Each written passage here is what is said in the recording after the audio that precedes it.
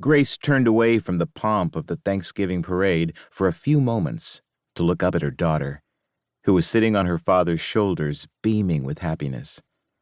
She noticed how her legs were swinging playfully, and how her husband's hands held onto her thighs with a firmness she would later remember as insufficient. The Macy Santa was approaching, smiling from his enormous throne, and every now and then Keira would point at the procession of pixies, elves, huge gingerbread men, and teddy bears walking ahead of his float and squeal with delight. It was raining. A soft, fine drizzle that dampened waterproofs and umbrellas, and, looking back, perhaps those drops had always looked like tears. "There!" shouted the little girl. "Look there!" Aaron and Grace followed the line of Kira's finger, which was pointing at a white helium balloon floating away into the clouds, getting smaller as it climbed between the New York skyscrapers. Then she looked down at her mother excitedly, and Grace knew immediately that she wouldn't be able to say no.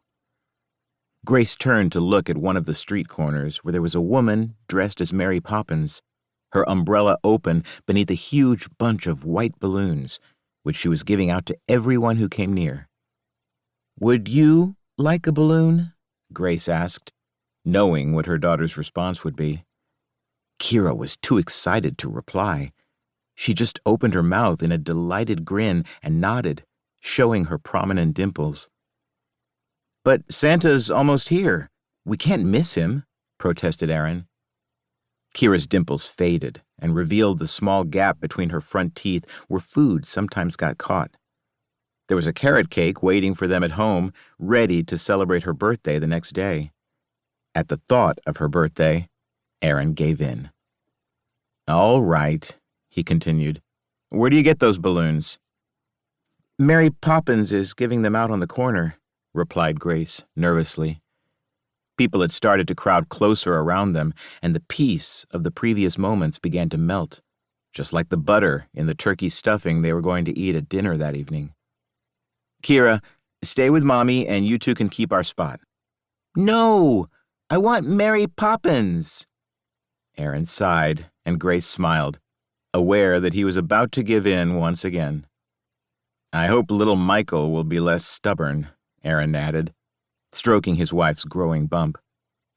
Grace was 5 months pregnant, something that had worried him at first, especially with Keira still so little, but now he was excited about it. "Keira's turned out like her father," Grace laughed, "and don't you try and tell me otherwise." "All right, sweetie. Let's go and get that balloon." Aaron scooped Keira back onto his shoulders and started pushing his way through the swiftly growing crowd towards the corner. He stopped after a few steps and before going any further turned back to Grace, shouting, "Will you be okay?" "Sure. Don't be long. He's coming."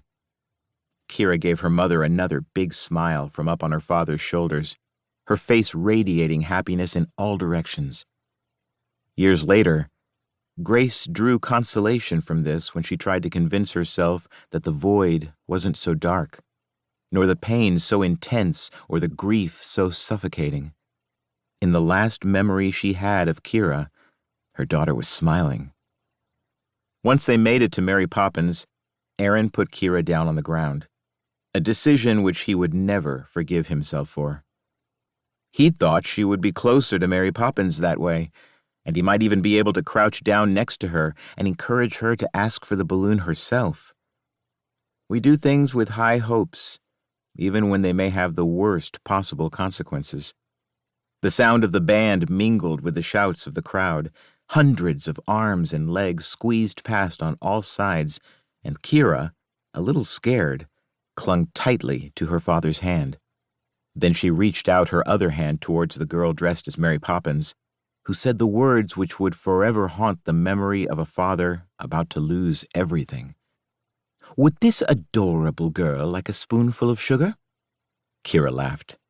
She also made a sound that Aaron would later remember as a slight snort, somewhere between a laugh and a suppressed giggle. This is the kind of memory that sticks in your mind, the kind we cling on to as hard as we can.